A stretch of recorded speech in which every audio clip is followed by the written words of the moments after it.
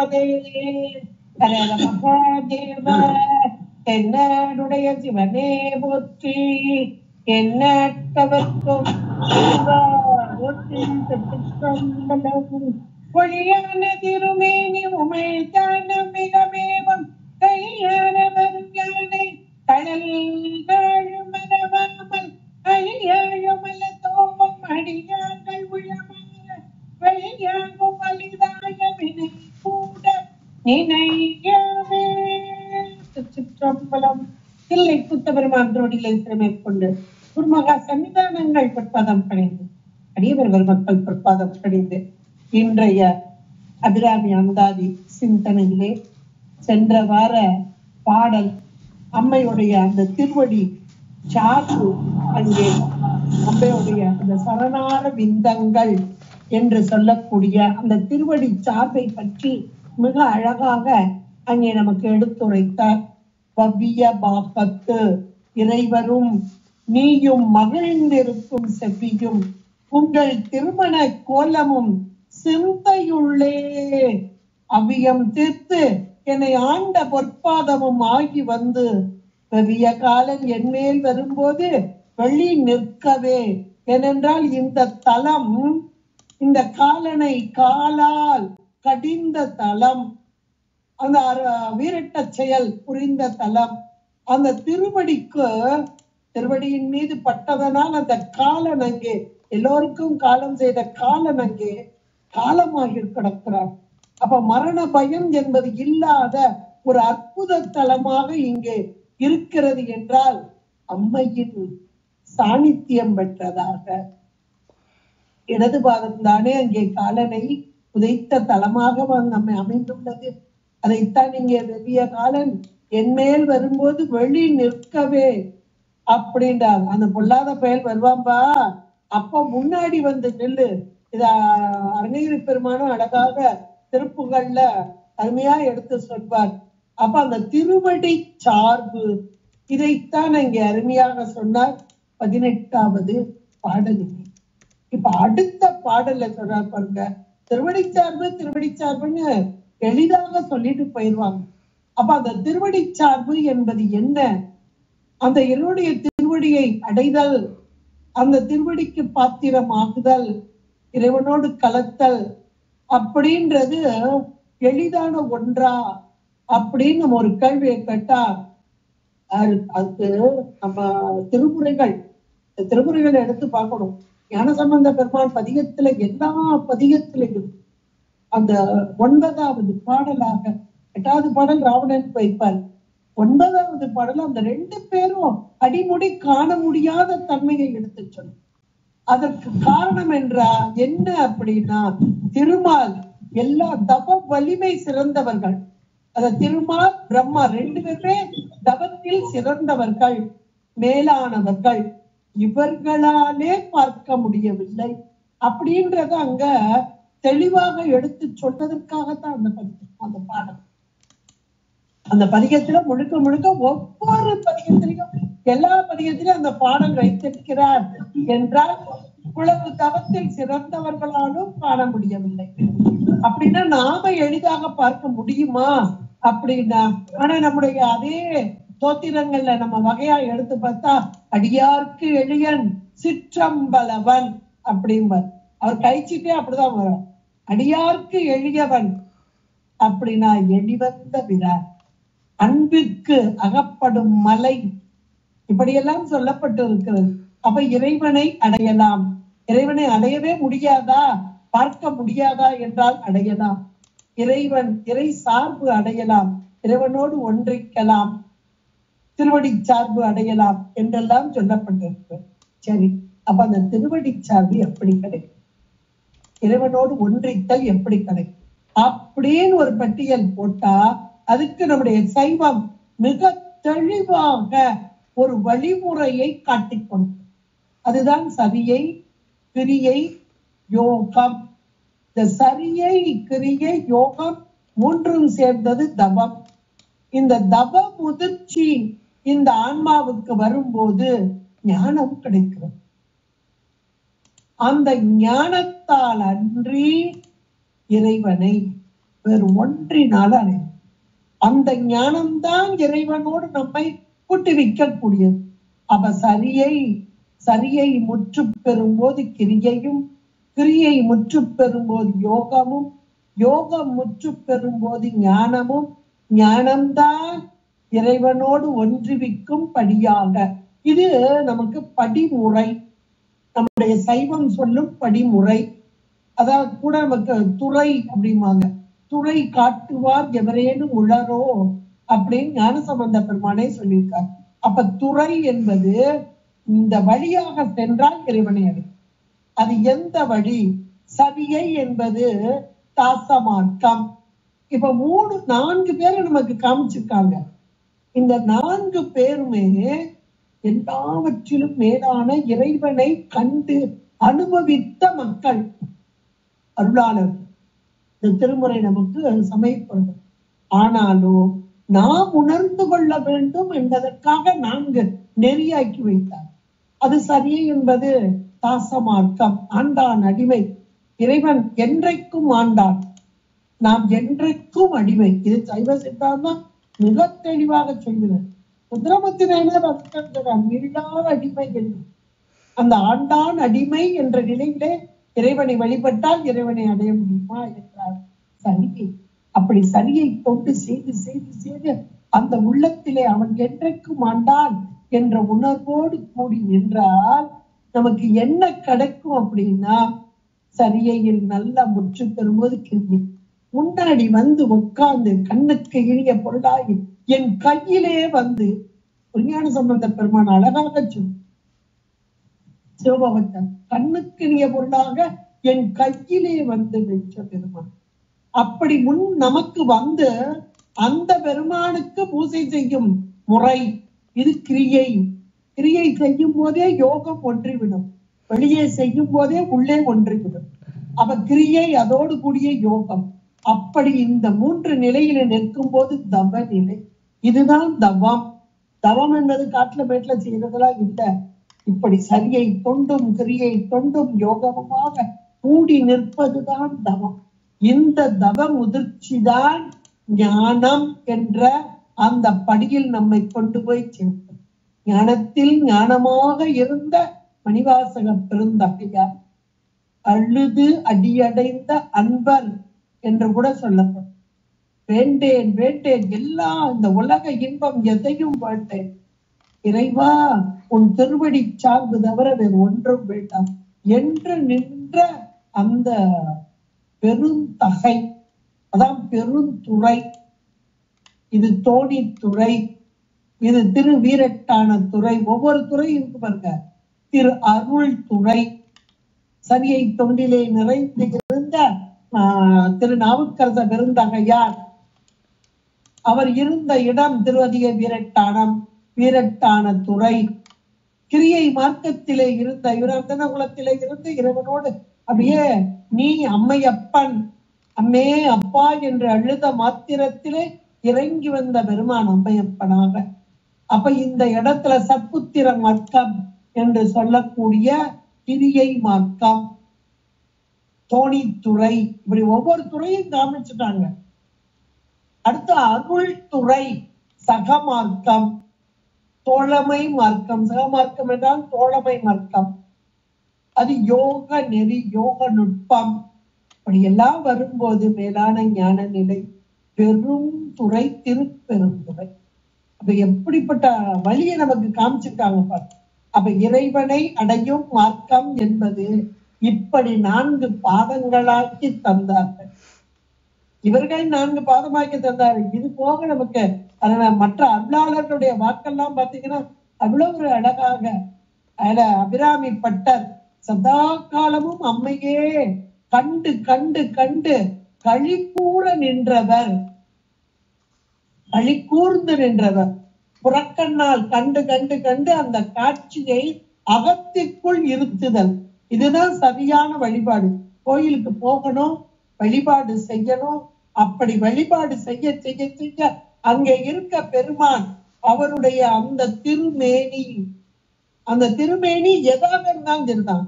அது லிங்க திருமேனியாக இருந்தாலும் சரி, உருவத் திருமேனியாக இருந்தாலும். இப்ப அம்மைக்கெல்லாம் உருவ திருமேனி பாக்குறோம், நடராஜ பெருமானுக்கு உருவ திருமேனி பாக்குறோம், முருகப்பெருமானுக்கு உருவ திருமேனி பாக்குறோம், விநாயக பெருமானுக்கு உருவ திருமேனி பாக்குறோம். அம்பாளுக்கு அழகான அந்த திருமேனி அபிராமி.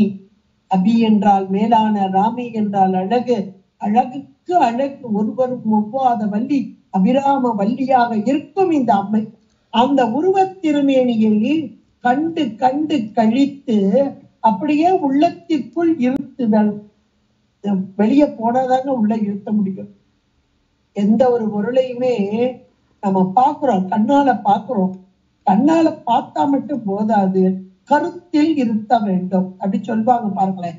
இப்போ மனதுக்குள்ள ஒரு பொருள் வரணும்னா ஒண்ணு அந்த பொருள் மேல கொஞ்சம் விருப்பம், ஆசை, அந்த பொருள் நமக்கு வேண்டிய பொருளாக அல்லது கண்ணை கவரக்கூடிய பொருளாக, அழகு பொருளாக, நம்ம கேட்டதெல்லாம் கொடுக்கக்கூடிய பொருளாக, இப்படி எல்லாம் இருந்தா கண்ணால பாக்குற பொருள் உள்ளத்துக்குள்ள வந்து உட்காந்துருமா?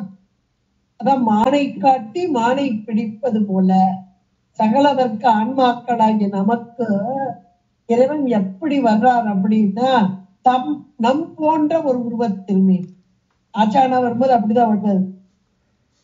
கோயில்ல இருக்கிற திருமேனிகளை பாருங்க எப்படி இருக்குது, அம்பாள் எப்படி இருக்கிறா, நம் போன்ற, ஆனா அழகு பார்த்துக்கிட்டே இருக்கலாம். அந்த மாதிரியான ஒரு அழகு. எப்ப நீங்க அலங்காரம் ரொம்ப அருமையா இருந்தது, அம்பாளை பார்த்துட்டே இருக்கலாம் போல இருந்துச்சு அப்படின்னு நம்ம எத்தனை தடவை சொல்லியிருப்போம். அங்க பார்த்துட்டு வந்து வீட்டுக்கு வந்தாலும் அந்த காட்சி நம்முடைய கண்ணை விட்டு அகலாது, கருத்தை விட்டு அகலாது. கண்ணால பார்த்த காட்சி அப்படின்னு கண்ணை விட்டு அகலாது, கருத்தை விட்டு. இதற்காகத்தான் இப்படி இருக்கிறது. கருத்திலே வந்து பதிய வேண்டும். இந்த கருத்துல பதிகிறதுக்காகத்தான் நம்ம இத இந்த பாடல்ல முழுக்க முழுக்க அவர் கண்டார், அபிராமி பட்டர் கண்டார், கருத்தில் இருத்தினார், யோகத்தில் நின்றார், அம்மையோடு ஒன்றித்து நின்றார், ஞான வடிவாக நின்றார். அதே நிலைக்கு நம்மளை கையை பிடிச்சு கூட்டிட்டு போற. அருளாளர்களுடைய பாட்டெல்லாம் ஏதோ பாடினாங்கன்னு நினைக்காதீங்க, நமக்காக பாடி வச்சு. ஏன்னா அவங்க அந்த நிலையில இருக்கிறவங்க இறங்கியே வர மாட்டாங்க. முதல்ல அருணகிரி பெருமாள் அப்படித்தானே இருந்தார். சும்மா சொன்ன மாத்திரத்துல 12 வருஷம் யோக நிலையில் இருந்த அவரை இவர் மீண்டும் எழுப்பினார். எவ்வளவு கஷ்டப்பட்டு. அப்பவும் ஒரு பாட்டு பாடிட்டு திரும்ப போயிட்டார். திரும்ப மீண்டும் அயலூருக்கு வாங்க, இங்க இருந்தா அவங்க மட்டும் மீண்டும் அப்படியே யோக நிற்ப. ஏன்னா அந்த நிலையில அவர்கள் அடையும் இன்பம் ஆனந்தம், பேரானந்தம். அத மாணிக்க வாசகர் வார்த்தையில, மாணிக்க வாசகர் மட்டும் இல்ல, எல்லாருமே சொல்றாங்க. எல்லாருமே அந்த பேரின்பத்தில் திளைத்தவர்கள் எல்லாம் சொல்றார். கேட்டாயோ தோழி கிரி செய்த ஆரோருவர், காட்டாதனை எல்லாம் காட்டி தாமரை காட்டி. அப்போ இந்த நிலை என்ன நிலை அப்படின்னா, முழு அந்த வியாபக அறிவு அந்த ஆன்மாக்களுக்கு நல்ல ஒரு பக்குவம் வந்துடும். தவம் அப்படின்னு வந்தாலே இந்த ஆன்மாவில் இருக்கக்கூடிய மலம் நீக்கப்பெற்ற அந்த நிலை. அந்த மலம் நீங்கிய மாத்திரத்தில் தான் இருவினை ஒப்பு மலபரிவாக வரும்போதுன்னு குரு வர்ற. குரு தானே ஞானத்தை உபதேசம் கொடுக்கிறார். அப்ப அந்த குரு உபதேசத்தில் தானே அந்த மேலான ஞான பரம்பொருளான இறைவனோடு ஒன்றிக்கும் நிலை கிடைக்குது. மாணிக்கவாசகரை வச்சு பாத்தீங்கன்னாலே உங்களுக்கு நல்லா புரியும். அப்ப அந்த நிலையில அனுபவம் கிடைச்சிட்டுன்னா அனுபவித்தவர்கள் இறங்கி வரமாட்டாங்க, மீண்டு வர. இதான் சிவன்முத்தர்களையும் நம்ம பார்க்கலாம். அவங்க உடம்பு இருக்கிற வரைக்கும் உலகத்துல இருப்பாங்க. ஆனா உலகம் இயல்பு கொஞ்சம் கூட அவங்களுக்கு தெரியாது. இதுக்கு நம்ம சாதாரண இப்படி சொன்னாலும் புரியாது. நம்ம வரலாறு எடுத்து பாருங்க. வரலாறு நடந்த சம்பவங்கள் அது கேட்டீங்கன்னா ஆமா அப்படின்னு ஒரு தாய்மான சுவாமிகள் திருச்சிராப்பள்ளியில் அந்த ஒரு மன்னன்ட்ட அமைச்சராக இருந்தவர். அந்த மன்னன் சில காலம் இறந்த பிறகு அப்புறம் அந்த அரசி இருந்தா, அவங்களோட மீனாட்சி தான் அவளுக்கு பேரு. அந்த அரசிட்ட அமைச்சரா இருந்தார். அப்போ இவர் மீது அந்த அரசி அதிகமான ஒரு மதிப்பு, மரியாதை, அன்பெல்லாம் வச்சிருப்பார். ஏன்னா இவர் ரொம்ப நேர்மையானவர், அம்பாளுடைய பக்தர். ஐமான சுவாமிகள் சட்ட வழிபாடு அம்பாளை மனதுக்குள் சதாகாலம் நினைத்து கொண்டிருப்பவர், வழிபாடு செய்யக்கூடிய வியாபக அறிவு பெற்றவர். அதனால இவரை பற்றி இல்லாதும் கொள்ளாதுமா அந்த அரசியத்தை எடுத்து சொல்லக்கூடியவர்கள். இன்னைக்கு இருக்க மாதிரி அந்த காலத்துல இருந்திருக்க அரசியல். இவர் அமைச்சரா இருக்கிறாரு, இவர் மேல மட்டும் தனிப்பட்டதான ஒரு கருணை காட்டுறாரு அப்படின்னு போய் எடுத்து சொல்லி போட்டு கொடுக்கறதுமாங்க இல்லையா, அது மாதிரி எடுத்து கொடுக்கறது அப்படியெல்லாம் இருந்திருக்காங்க. அந்த காலகட்டத்தில் தான் ஒரு நாள் இவர் அமர்ந்திருந்த போது முன்னாடி இவருக்குரிய அந்த கோப்புகள் சொல்றாங்க இல்லையா, எதெல்லாம் நடந்தது, எவ்வளவு வரி, இதெல்லாம் பார்த்துட்டு கையெழுத்தெல்லாம் போடுவாங்க பாருங்க. அப்படி செய்யும்போது பார்த்து கொண்டே இருக்கிறார். அதை பார்த்துட்டு இருக்கும்போது டக்குன்னு ஒரு பேப்பரை கிழிக்கிறார், கசக்கிறார், கீழே போடுறார். இவர் பார்க்கறது என்னது, இந்த அமைச்சருக்குரிய அந்த வேலைகள், அதாவது ஆபீஸ் வேலைன்னு சொல்லுவாங்க இல்லையா, அந்த ஆபீஸ் வேலை தான் பார்த்துட்டு இருக்காரு. பார்த்துட்டு இருக்கும்போது அதுல இருந்து ஒரு பேப்பரை கசக்கி போடுறாரு. அப்போ உடனே அவங்க எல்லாம் என்ன நினைக்கிறாங்க, ஆகா இவன் ஏதோ தப்பு பண்றான், அதனால இந்த ஆபீஸ் ஃபைல், அது முக்கியமான ஒரு தஸ்தாவேஜ், அதை எடுத்து கிழிச்சு போட்டுட்டான் அப்படின்னு உடனே என்ன செய்யறாங்க, அங்க இருக்கக்கூடிய சக அமைச்சர்கள் அப்படின்ட்டு கொடுத்து வேகமா போறாங்க. அந்த ராணிகிட்ட போறாங்க. போய் இவங்கிட்ட ஏதோ தப்பு இருக்கு, டக்குன்னு நாங்க கையெழுத்து வாங்குறதுக்காக ஒருத்தர் பார்த்துக்கிட்டே இருந்தாங்க, டக்குன்னு கிழிச்சு போட்டுட்டான், கசக்கி போட்டான் அப்படின்னு சொல்லிக்கிட்டு இருக்க அந்த நேரத்துல பக்கத்துல இருக்க திருச்சிராப்பள்ளிக்கு அருகில் இருக்கக்கூடிய திரு ஆனைக்கா, அங்க இருக்கக்கூடிய அகிலாண்டேஸ்வரி கோவில், அதுல பூஜை பண்ற ஒரு பூசாரி வேகமாக வர்றார் எங்க ராணிய மகாராணிய பாக்குறதுக்கா. அம்மா, ஒரு 10 நிமிஷத்துக்கு முன்பாக அம்பாளுக்கு நான் பூஜை செய்து கொண்டிருக்கும் நேரத்திலே அம்பாளுடைய புடவையிலே தீப்பற்றி எரிந்தது. அப்போது எப்படி தீ அணைப்பது என்று சிந்திக்கு முன்பாக லேசா தீ அந்த காத்துல அசையும் போது அந்த தீபத்துல இருந்து படிச்சுட்டு அதை நினைச்சிட்டு இருக்கும் போதே யாரோ கசக்குவது போல, அந்த புடவையை யாரோ கசக்குவது போல இருந்தது. அந்த உடனடியாக தீ நின்றது. அப்படின்னு அப்படியே ஒரு உடம்பெல்லாம் புல்லரித்து கொண்டு ஆச்சரியமாக சொல்றாங்க. இவங்க என்ன சொல்றாங்க, அந்த பேப்பரை கசக்கி போட்டான்னு சொல்லிட்டு இருக்காங்க. இந்த நேரத்துலதான் அவர் யோசிச்சு பாருங்க. இப்போ இவர் பார்த்தது அமைச்சர், அந்த அமைச்சர் வேலை, அதுக்குரிய ஆபீஸ் வேலை, அதுக்குரிய ஃபைல பார்த்துக்கிட்டு இருக்காரு. ஆனா அவருடைய உள்ளம் எங்க இருக்கு, அம்பாளை தரிசித்துக் கொண்டு இருந்தது, அம்பாளோடு ஒன்றித்து இருந்தது. அதனால் அங்க அகிலாண்டேஸ்வருடைய புடவையில் பட்டதை இங்கே உள்ள இந்த பேப்பர் அத இங்க கசக்குவது போல கசக்கி, அது அப்படி கசக்கிற மாத்திரத்தில் அங்கே நெருப்பு அணைந்தது என்றால் இவர்கள் இந்த தாய்மான சுவாமிகள் எந்த நிலையில இருந்தார்கள். சிவன் முக்தர்கள் இன்னும் சொல்லிக்கிட்டே போகலாம், எத்தனையோ சொல்லலாம். இவர் குகை நமச்சிவாயர், குரு நமச்சிவாயர், அதுல அந்த குரு நமச்சிவாயர் அப்படின்றதுல நீங்க எடுத்து பார்த்தீங்கன்னா அம்பாள் உபாசகர் எத்தனை எத்தனை இடங்களை அம்பாள் இவருக்காக வந்து வந்து வந்து வந்து சாப்பாடு கொடுத்தது, இதெல்லாம் நம்ம பார்க்கலாம். அப்ப முழுக்க முழுக்க உடம்போடு இந்த உலகத்தில் வாழ்ந்தாலும் இறை நினைவுல இருந்து மாறாம சதா காலமும் அனுபவித்துக் கொண்டிருந்தார். உலக விடயங்கள் அவர்களை தாக்காது, உலகத்தோடு ஒன்றித்து இருக்க மாட்டார்கள். இதுதான் உண்மை. அப்ப அபிராமிப்பட்டர் எப்படி இருந்திருப்பார்கள்?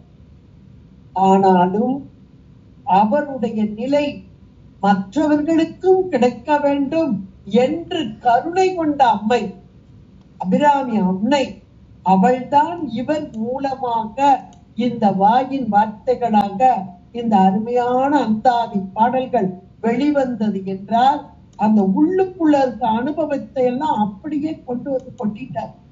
இந்த பாடல் அப்படியே அவர் அனுபவிச்சத அழகா எடுத்து படமா காமிக்கிறார். வெளி நின்ற நின் திருமேனியை பார்த்து, வெளி நின்ற நின் திருமேனி, அப்ப அந்த அபிராமி அன்னை அவளுடைய திருக்கோலம், அதை பார்த்து என் விழியும் நெஞ்சும் களி நின்ற வெள்ளம் கரை கண்டதில்லை. என்ன ஒரு அனுபவம் பாருங்க, இவருக்கு கிடைச்ச அனுபவம் எப்படிப்பட்ட அனுபவம். அவர் கண்ணாலையா பார்த்துக்கிட்டு இருந்தாரு?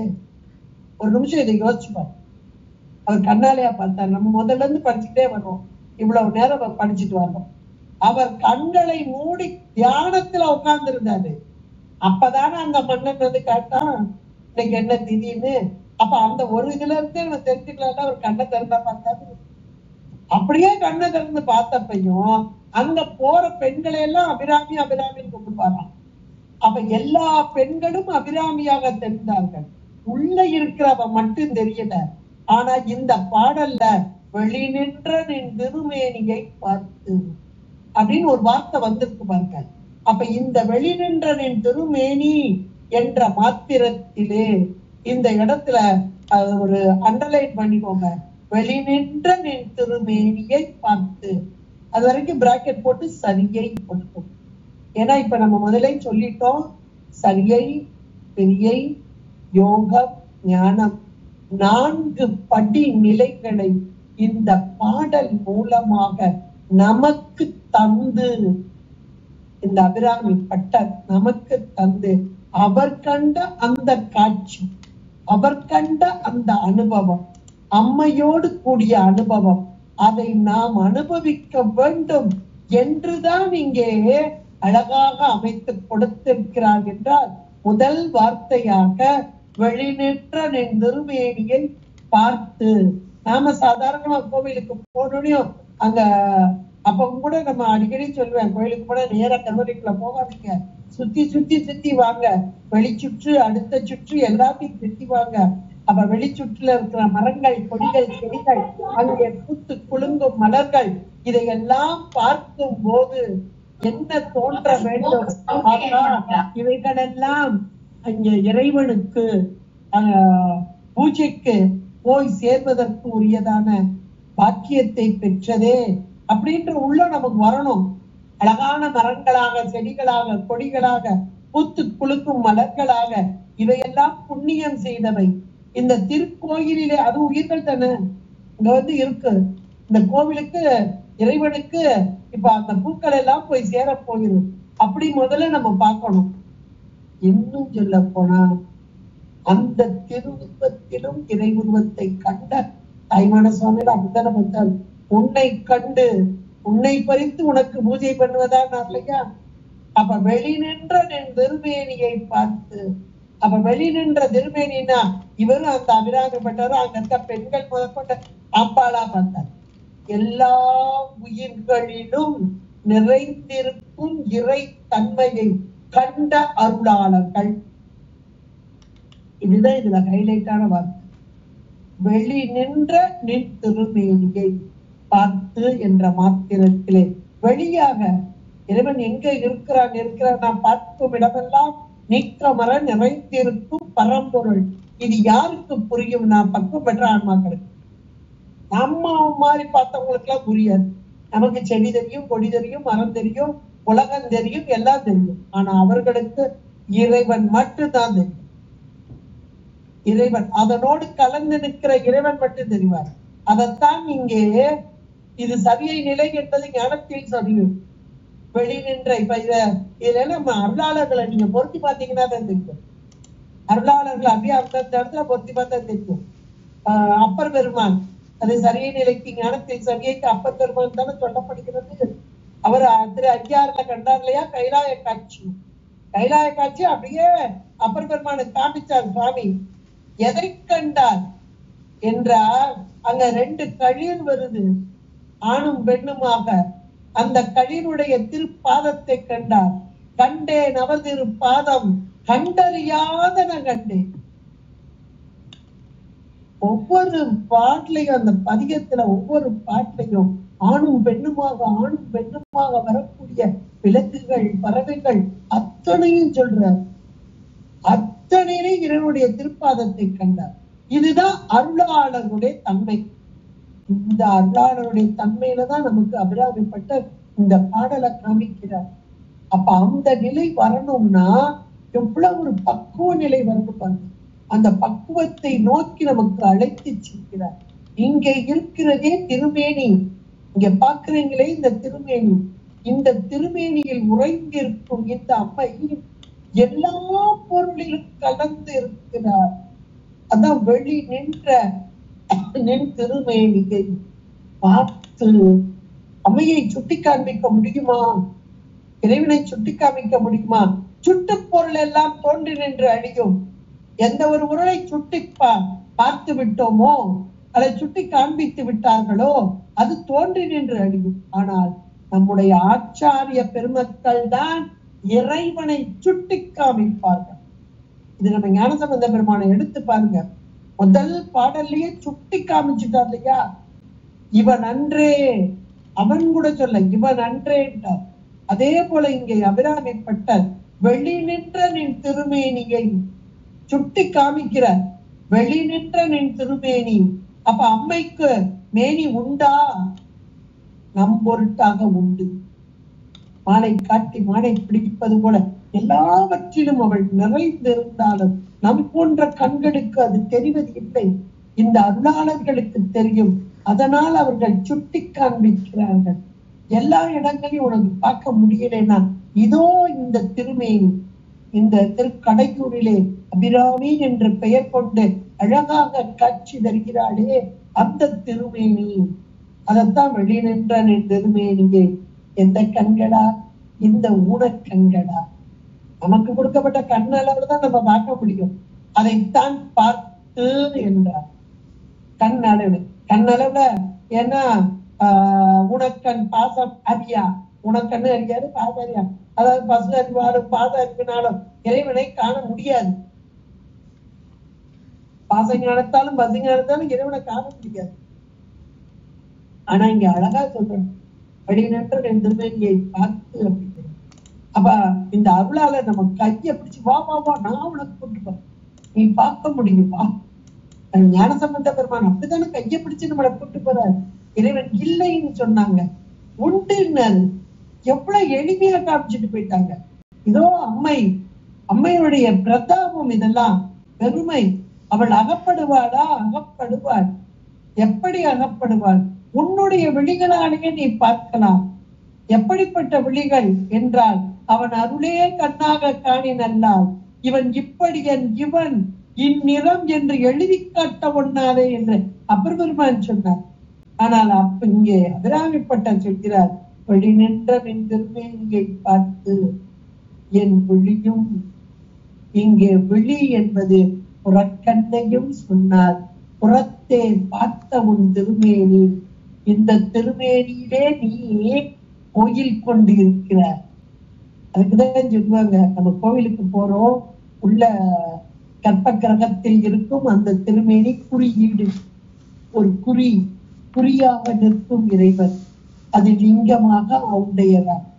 அம்பாள் அழகான திருமேனி ஒன்று. இந்த இடத்துல இருக்கிறாங்களா?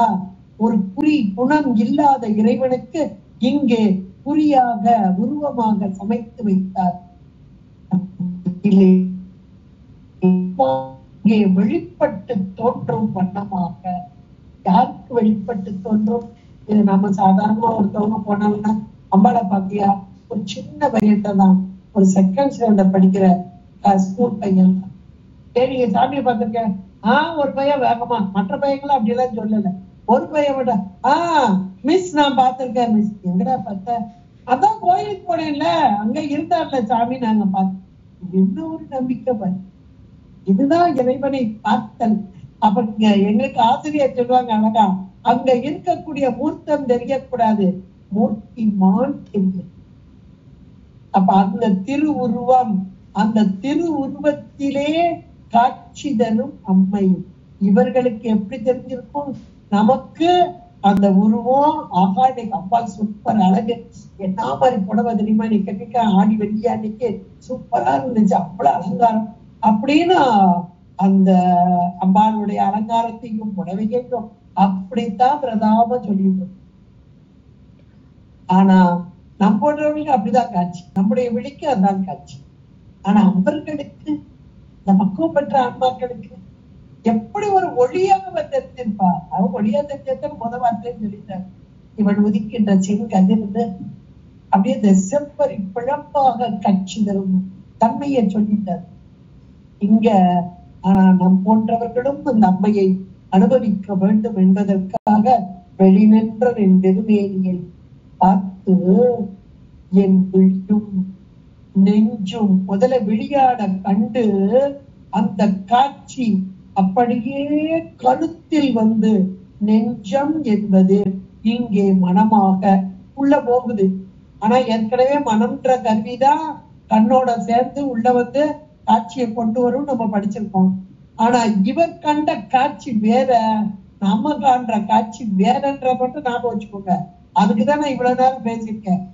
இவங்க கண்ட காட்சி வேற, நாம இன்னைக்கு பாக்குற காட்சி வேற. ஆனா அவர் பார்த்த காட்சிக்கு நம்மளை அழைச்சிட்டு போறாரு. அப்ப இந்த வார்த்தைகள் எவ்வளவு ரொம்ப உள்ளீடான வார்த்தைகளாக இருக்கிறது. பார்த்து என் விழியும், மேனியை பார்த்து என் விழியும், விழி வழியாக கருவி வழியாக வருகிறது. வந்து நெஞ்சும், அடுத்த வார்த்தை விபூதி வருகிறது. அப்ப அந்த நெஞ்சும் என்றால் இந்த வெளிய பார்த்த காட்சிய எது அனுபவிக்கும்? உயிர், உயிருடைய அறிவு. எந்த ஒரு பொருளாக இருந்தாலும் அது இந்த ஐப்புலன் அப்படின்ற அந்த புலன் நுகர்ச்சி நமக்கு கிடைக்க கிடைக்க கிடைக்க அனுபவிப்பது உயிருடைய அறிவு. இப்ப இந்த இடத்துல நெஞ்சு என்பது உயிருடைய அறிவு.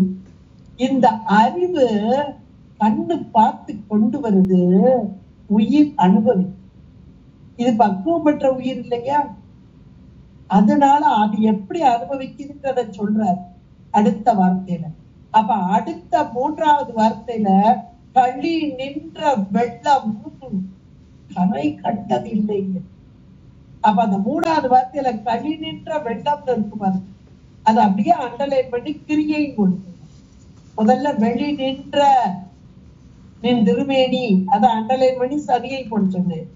இப்போ களி நின்ற வெள்ளம் அதை அண்டர்லைன் பண்ணி கிரியை கொண்டு. ஏன்னா இந்த கண்களால் கண்ட காட்சி அது முதல்ல சரியை நிலை, முதல் நிலைன்னு வச்சுக்கணும். இதெல்லாம் முதல் நிலை இல்ல, அதே நல்லா மனசுக்குள்ள ஆழமா வச்சுக்க. இவர் வந்து அந்த ஒரு உயர்ந்த நிலையில இருக்கிறார். ஆனா நமக்கும் இந்த காட்சி கிடைக்க வேண்டும், மேலோடு அந்த அம்மையை அனுபவிக்க வேண்டும் என்றுதான் அவர்களுடைய திருவுள்ளம். இவர்களை ஒரு கல்வியாக பயன்படுத்தி அம்மைதான் இவ்வளவு கருணையை வடிவான அம்மைதான், அவளை அனுபவிக்கணும். நாம் அந்த அருளோடு கூட வேண்டும். அதற்காக அம்மை இவர்கள் மூலமாக செய்யும். இப்ப இரண்டாவது வார்த்தை, இந்த அம்மையை கண்ட மாத்திரத்தினே. சாதாரண வெளியில கொண்டார்.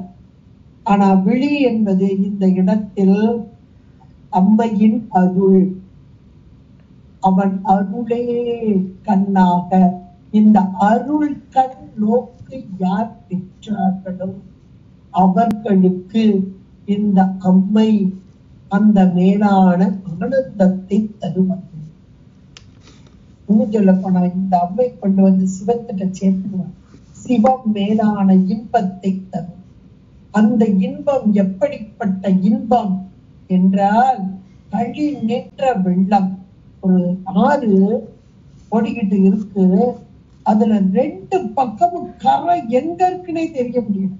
அவ்வளவு வெள்ளம், கரை புரண்டு ஓடுதும்பாங்க இல்லையா? மழை பெஞ்சிட்டுன்னா ஆத்துல வெள்ளம் எப்பா அடிச்சு இழுத்துட்டு வருது, கரை எங்கன்னு தெரியல. எல்லா இடத்துலயும் நிக்குது, அப்படியே தண்ணி அப்படியே காடா நிக்குது. இப்ப சாதாரண மழை பெய்யும் போது நிறைய இடத்துல அதை பார்க்கலாம். கரை எங்க இருக்குன்னு தெரியாம, கரைக்கு மிஞ்சி ரெண்டு பக்கம் கரை எங்க இருக்குன்னு தெரியாம ஓடுது பாரு. அது போல இங்கே உயிருடைய அறிவு அப்படியே எப்படி நிக்குதான், களி, களி என்றால் மேலான ஆனந்தத்தை திளைத்துக் கொண்டு, ஆனந்தத்தை அனுபவித்துக் கொண்டு, களி நின்ற என்ற மாத்திரத்தில் ஆனந்தத்தில் திளைத்த நிலை. இந்த நின்ற என்ற வார்த்தை அந்த ஆனந்தத்தோடு அமிழ்த்தவன். இன்னும் கூட நமக்கு மணிவாசகர்ல இந்த வார்த்தைகள்லாம் எடுப்போது இது ஞாபகம் வரணும். வழங்குகின்றாய்க்கு உன் அருள் ஆர் அமுதை நீ கொடுத்துட்ட, விழுங்குகின்றேன். அப்பா, ஒரு பசியா இருக்கிறவனுக்கு சாப்பாடு நிறைய வந்தா கொஞ்சம் கொஞ்சமாவா சாப்பிடுவான்? பசி இல்லாதவனா விலேசா எடுத்து சாப்பிடுவாங்க. பசியோட இருக்கிறவனுக்கு அள்ளி அள்ளி அள்ளி சாப்பிடுவான். அப்ப இந்த தாகம், அந்த தாகத்தோட தண்ணி லேசாவா குடிப்பான். இரு மெதுவா குடி பிக்கிக்கணும் அப்படிம்பாங்க இல்லையா? அதுதான் இங்க மணிவாசகர். ஏன்னா இவங்க எல்லாம் அப்படியே அந்த நிலையில இருந்தவங்க. வழங்குகின்றாய்க்கு உன் அருள் ஆனந்தத்தை வாரிக்கொண்டு விளங்கின விக்கினேன். காரணம் என்ன தெரியுமா? என் விதி இல்லையால் விக்கினேன். அப்பவும் நீ என்ன செய்யற தெரியுமா? தடுங்கரும் தேனன்ன தண்ணீர் பல்கத்தம். எவ்வளவு அனுபவிக்கிறாங்க. அந்த அனுபவத்தை எல்லாம் அப்படியே வார்த்தைகளாக்கி, நம்ம அந்த வார்த்தைக்கு பொருள் தான் நமக்கு புரியல. அந்த அனுபவத்தை கொட்டி கொட்டி கொடுத்துட்டு போயிட்டாங்க. காதலாகி கசிந்து, அந்த கசிவு எப்ப வரும் அப்படின்னா காதல் மிகும் போதுதான் கசிவு. கண்ணீர் மல்க, இந்த கண்கள்ல கொட்டிரும் தண்ணி. எப்ப உள்ள வந்து கசியுதோ அப்ப கண்ணுதான் அதை காமிக்கும். அந்த கண்ணுல வந்து அந்த தண்ணி கொட்டிட்டுனாலே உள்ள வந்து கசிஞ்சிட்டுன்னு அர்த்தம். இத மணிவாசகர் அழகா மெய்தான் அரும்பி விதி விதித்து உன் விரையார் கிளக்கு அப்படிங்க. அப்ப அந்த நிலையை இங்க அபிராமி பட்டார் அப்படி பட்டியல் போடுறார். உள்ளத்திற்குள் வந்து உயிரோடு, ஏன்னா உயிர்ன்றது அறிவு பொருள். இந்த அறிவு பொருள் அனுபவிக்கும் பொருள். அறிவு பொருள் எல்லாம் அனுபவிக்கும், ஜடப்பொருள் அனுபவிக்காது. இதெல்லாம் நமக்கு சைவ சித்தாந்தத்துல நல்லா படிச்சுட்டோம். அதனால உங்களுக்கு புரியும். புரியாதுன்னு இல்ல, புரியும். அப்ப ஜடப்பொருள் அனுபவிக்காது, உயிர் பொருள் அறிவு பொருள் அனுபவிக்கும். அப்ப அனுபவிக்கும் போது எப்படி அனுபவம் வருது அப்படின்றத அதை சொல்றாரு. ஒரு வெள்ளம் கரை புரண்டு கரையே தெரியாம அப்படியே கரை கண்டது இல்லை, கரை புரண்டு ஓடும்போது எப்படி இருக்கோ அது போல இந்த உயிர் அறிவிலே களிப்பு, சந்தோஷம், ஆனந்தம் மேலிட்டு நிற்கிறது. கழிகன்ற வெள்ளம் கரை கண்டது இல்லை அப்படின்னு இரண்டாவது நிலை கிரியை நிலையை சொன்னாரா? கிரியை என்ற மாத்திரத்திலே இறைவனோடு ஒன்றித்தல். இது சத்புத்திர மார்க்கம், அப்பாவுக்கு பிள்ளைக்கு உள்ள உறவு அப்படின்றது. இது ஞானசம்பந்த பெருமானுடைய வார்த்தைகள்லாம் வச்சு பார்த்தா எளிதா என்ன ஒரு உறவு. கேட்டா வாங்கினார், எல்லாவற்றையும் கேட்கறதுக்கு முந்தைய அப்படியே அங்கேற்றி கொடுத்த அந்த தன்மை, அதை எவ்வளவு அழகான ஒரு பட்டியல் போட்டு அவருடைய பாடல்களை பார்க்கலாம். அனுபவிச்ச தன்மையெல்லாம் சேர்த்து சொல்றார். அந்த கனிந்த உள்ளமாக இருப்பார். அதையெல்லாம் இங்க அழகா சொல்லி, ஏன்னா இறை அருள் கூடிய அருளாளர்கள் கனிந்து இருப்பார். கனிந்துனா அருள் தானே அங்க உள்ளுக்குள்ள அவங்கள அப்படியே ஆட்கொண்டு நிக்குது. அருளே வடிவாக நிற்பார், அருள் மயமாக இருப்பார். அதனாலதான் ஞானசம்பந்த பெருமான் போற இடங்களெல்லாம் வலிய வலிய வலிய வலிய கேட்டு கேட்டு கேட்டு உங்களுக்கு என்ன துன்பம், உங்களுக்கு என்ன துன்பம் அப்படின்னு கேட்டு கேட்டு அந்த துயரங்கள் தான் துளைத்தார்கள், நீக்கினார்கள். எத்தனை எத்தனை அர்த்தங்கள் செய்தார். அப்படிப்பட்ட நிலை அருள் மயமான நிலை, இது கிரியை. அப்படி நிலையில் நின்ற மாத்திரத்தில் இவர்கள் எப்படி இருப்பார்கள் என்றால் அந்த கிரியையோடு ஒட்டியதுதான் யோகம். கிரியை செய்வதற்காக தெரியும், சிவபூஜக்காரர்களா தெரியும். பண்ணிட்டு இருக்கும் போதே உள்ளுக்குள்ள, உள்ளும் புறமுமாக, புறத்தை செய்யும் போதே உள்ளுக்குள்ள, இது யோகம் ஒன்றித்த நிலை. அப்ப அந்த களிப்பு, ஆனந்தம் கரைகண்ட நிலையிலே கருத்தின் உள்ளே, கருத்தின் உள்ளே, அதை அண்டர்லைன் பண்ணி யோகம். கருத்து என்றால் உயிர் அறிவானது. இப்ப நாம ஒரு அறிவு பொருள், எப்ப நம்ம உயிரின்னு தெரியுது, உயிர் ஒரு அறிவு, இதெல்லாம் நான் யார், என் உள்ளமார் ஞானங்களால் என்னை யார் அறிவார்? எப்ப தெரியுது? ஆச்சான் வந்த போதுதான் தெரிகிறது. குரு வந்த மாத்திரத்தில் தான் தெரிகிறது. அதான் பக்குவமற்ற ஆன்மாக்களுக்குத்தான் தெரிகிறது. அப்படி வந்த மாத்திரத்திலே இந்த உயிர் அறிவு பொருள் அனுபவிக்கும் பொருள், அந்த அனுபவிக்கும் நிலையிலே நீ வேறு நான் வேறு அல்ல, நீயும் நானுமாய ஏகபோகமும் அந்த ஒன்றித்த நிலை, இறைவனோடு ஒன்றித்த நிலை தான் யோக நுட்பம், யோக நிலை என்று சொல்றோம். இது ஒண்ணு கொண்டு அடுத்தடுத்து படிமுறை. இது நம்ம கையில இல்ல. வழிபாடு செய்கிறது வேணா சொல்லலாம், அப்ப கூட இறைவனுடைய திருவருள் கூடணும் சொல்லணும். அப்படி இறைவனுடைய திருவருள் கூடிய நிலையிலே இந்த யோக நிலை அப்படின்னும் போது சுந்தரமூர்த்தி நாயனார் உடனே நீங்க எடுத்து பார்க்கலாம். அவர் மட்டும் இல்லனா எல்லாருமே யோகத்தில் கூடியவர்கள் தான். ஆனாலும் சகமாத்மம் என்று அவருக்கு அருமையாக சொல்லப்பட்டது. சதா காலமும் இறைவனோடு ஒன்றித்து விட்டு பிரியாத தன்மை, விட்டு பிரியாத தன்மை, அதுதான் யோக நிலை. ஒரு கணமேனு விட்டு பிரிய மாட்டார். இங்க எல்லாருனாலும் புரியதான். ஆனா இங்க நமக்கு சுந்தரமூர்த்தி நாயனார் அவர் இருந்த தலம் திருவாரூர். அதுலயும் கூட திருவாரூர் யோக நுட்பம் சொல்லும் போதே நீங்க கமலாம்பிகையை மறக்க கூடாது. நான் ஏற்கனவே நிறைய இடங்கள்ல அவளை சொல்லியிருக்கேன். ஏன்னா கமலாம்பிகை யோக நுட்பத்தில் நமக்கு உணர்த்துவதற்காக அமைந்த திருக்கோலம். அந்த தலமே யோக நுட்பத்துக்குரிய தலம். அதுல முதல்ல உள்ள விநாயகரே பாத்தீங்கன்னா மூலாதார கணபதியா உள்ள நுழைவதே இருப்பார். தியாகராஜ பெருமான் அடுத்தாப்புல அஜமர நடனம் மூர்த்தியா. இங்க இருக்கக்கூடிய அம்மை கமலாம்பிகை சிவராஜ யோக நிலையிலே அப்படி காலை பின்னி போட்டு அழகா அமர்ந்த நிலையிலே இருக்கும். அது சிவராஜ யோக நிலை. அந்த நுட்பம் தெரிந்தவர்களுக்கு எல்லாம் தெரியும். அது போனீங்கன்னா அதெல்லாம் அனுபவிச்சுப்பார். அம்பாள் தான் நமக்கு இத்தனையும் கொடுக்குறா. உள்ள இருந்தே செய்கிறார். அந்த உள்ள இருந்து சரியாக கிரியையாக யோகமாக ஒவ்வொரு பக்குவ நிலை, இந்த பக்குவ நிலை வரும்போது இந்த கருத்தினை விட்டு, கருத்து என்றால் உயிரோட அறிவு, இதனை விட்டு பிரியாது. எல்லாத்துக்கும் இருக்கார் சாமி. எல்லா உயிர்களையும் இருக்கிறார். உயிர் பொருள் மட்டும் இல்ல, உயிரற்ற பொருள்லையும் இருக்கிறார். அதுதான் நமக்கு படிச்சிருக்கோம் சித்தாந்தத்துல. ஜடப்பொருளையும் சித்து பொருளையும் எல்லாம் இருந்து எல்லாவற்றையும் இயக்குபவன் நம்ம படிக்கணும். அப்ப ஏன் இவங்களுக்கு மட்டும் கருத்தினுள்ளே அப்படின்னா, இப்ப இவர் சொல்றாருன்னா எப்படின்னா, இவர்களுக்கு இவர்கள் உணர்ந்தார்கள். இந்த அம்மையை உணர்ந்த, அந்த அம்மை தரும் பேர் ஆனந்தத்தை உணர்ந்தார். அதனோடு ஒன்றித்தார். அந்த கருத்து என்னுடைய அறிவு ஒன்றுக்கும் பற்றார், எல்லாம் நீயே என்ற நிலையில் இருந்தார். அதுதான் அந்த யோக நுட்பம். எல்லாம் இறைவனே அப்படின்னு அந்த ஒன்றித்து இறைவன் தரும் பேர் இன்பத்தில் அழுந்தி நிற்றல். இந்த யோகம் என்பது அழுந்தி நிற்றல். இதெல்லாம் வரிசையா நீங்க பாத்தீங்கன்னா 8ஆம் சூத்திரம், 9ஆம் சூத்திரம், 10ஆம் சூத்திரம் வரிசையா போகும். ஏகனாகி நிற்றலும் இறைவனி நிற்றல். அது அழுந்தி நிற்றல். நீ வேறு நான் வேறு அல்ல. இறைவனி நிற்றலை யான் எனது என்று செருக்கு அனுப்புவார்.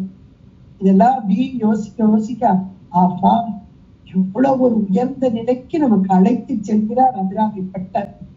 அப்ப யோக நிலை என்பது கருத்தினுள்ளே என் உயிரின் அறிவிலே இருக்கும் இந்த இறைவனை, இந்த இறைவியை என் சதா காலமும் நினைந்து விட்டு பிரியாத தன்மையிலே என் செயல் என்பது ஒன்றுமில்லை, எல்லாம் முன் செயல் என்று அப்படி டோட்டல் சரணாகதிமாங்க பாருங்க.